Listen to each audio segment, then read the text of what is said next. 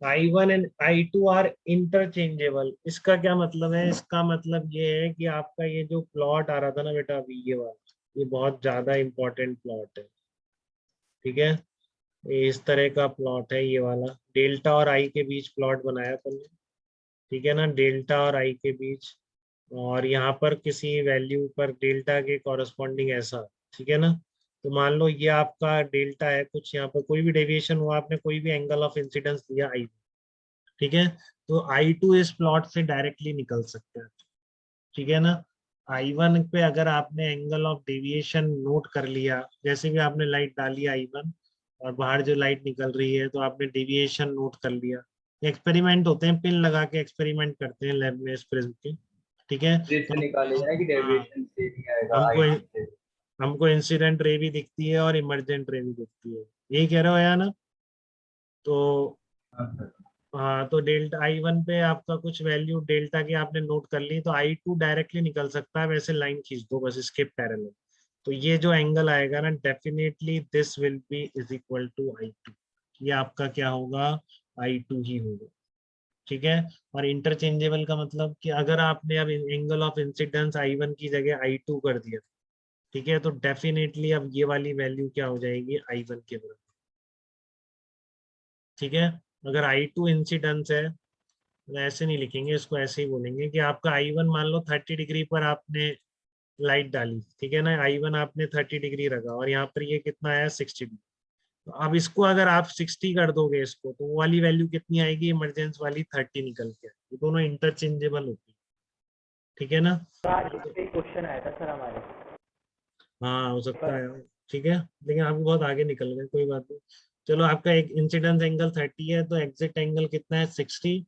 और अगर आप इंसिडेंस एंगल 60 है, तो आपका एग्जैक्ट एंगल कितना होगा? इमरजेंस एंगल कितना होगा? 30 डिग्री होगा। ठीक है, तो ये आपकी इंटरचेंजेबल क्यों है? वो स्नेल्स लॉ से आप समझ में आता है कि साइन I1, ठीक है ना, साइन I1 कितना होता है? म्यू साइन R1 होता है। ठीक है, और साइन I2 कितना होगा? म्यू साइन R2 होगा। ठीक है, और आपका R1 plus R2 is equal to A होगा। ठीक है, तो आपने मान लो I1 से R1 निकला। ठीक है, फिर इससे आपका R2 निकलेगा, और फिर उस R2 से I2 निकले। ठीक है, अब मान लो यहाँ पर क्या होगा? I1 या आपने I2 रख दिया इसकी जगह। ठीक है, तो आई इसी से तो निकलेगा R2। समझ रहे हो बेटा? यहाँ पर इधर चल रहे थे आप ऐसे, तब आपके इस तरह से रिलेशन जा रहे थे। अब कह रहे हो आपने यहाँ I2 कर दिया, तो R2 इसी इक्वेशन से तो निकलेगा। ठीक है, फिर R1 इसी इक्वेशन से तो निकलेगा, फिर R1 इसमें रख के आप पुट करोगे, तो ये बाहर निकलने वाला अपने आप I1 नहीं आ जाएगा। ठीक है, तो इन तीनों इक्वेशंस में ही वही राज है, जैसे मैंने बताया। जिसको समझ में आ रहा है बहुत अच्छी बात है। ठीक है ना, इन्हीं तीनों इक्वेशन से समझ में आता है कि आपका I1 और I2 इंटरचेंजेबल क्यों है। ठीक है, तो आपके दो एंगल ऑफ इंसिडेंस ऐसे होंगे यहाँ पर जिस पर की डेविएशन सेम है। ठीक है, दो एंगल ऑफ इंसिडेंस ऐसे हैं पर्टिकुलर डेविएशन के लिए, मान लो डेविएशन 40 डिग्री है, तो इस 40 डिग्री दो इंसिडेंस एंगल पर पॉसिबल। ठीक है, और अगर एक एंगल ऑफ इंसिडेंस पर आपने निकाला, तो दूसरा एंगल ऑफ इंसिडेंस जब ये 40 डिग्री होगा, वो यही होगा बेटा, ये इमरजेंस एंगल ही तो है। ठीक है, ये इमरजेंस एंगल ही तो है। देख लो, ये मैंने कहा ना, सेम डेल्टा पर दो एंगल है, एक I1 और I2। ठीक है, तो अगर 30 डिग्री आपने यहाँ का रखा है, तो एग्जिट का कितना होगा? 60। ठीक है, और मतलब यहाँ का 30 और यहाँ का 60 है, तो अगर आप उल्टा करोगे, अब आप इसको 60 से डालोगे, तो पक्का एग्जिट पे क्या होगा? 30 डिग्री होगा।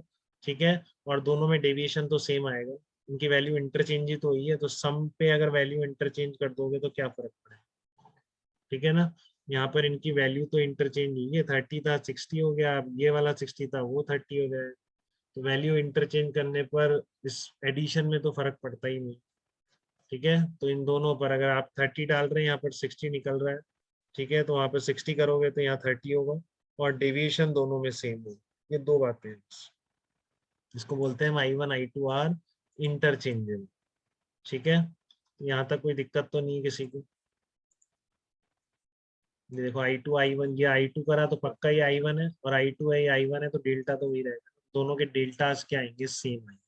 पहले तो मैंने बताया कि इंटरचेंजेबल क्यों है, देखना है तो इन तीनों इक्वेशन से समझोगे, दिख जाएगा सब। ये I1 I2 इंटरचेंजेबल, और इंटरचेंजेबल है तो फिर इन पर एंगल ऑफ डेविएशन दोनों पे क्या आएगा, सेम है।